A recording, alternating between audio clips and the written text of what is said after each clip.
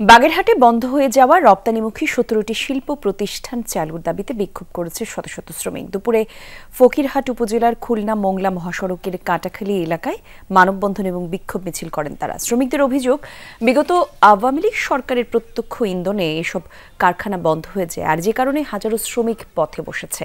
এসব কারখানা খুলে দেওয়ার দাবি জানান আন্দোলনকারীরা।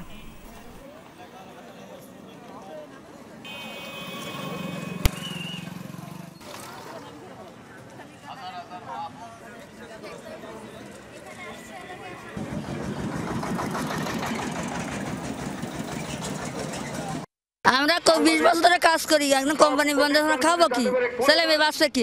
আমাদের মিল বন্ধ হয়ে গেছে, তার জন্য আমরা খুব কষ্টে আছি। কাজ কাম বন্ধ, সংসারে আয় উন্নতি নেই। আমাদের বিলম্বে আমাদের ফ্যাক্টরিটা খুলে দেওয়া হোক, তা নাহলে আমাদের খুব সমস্যা হচ্ছে।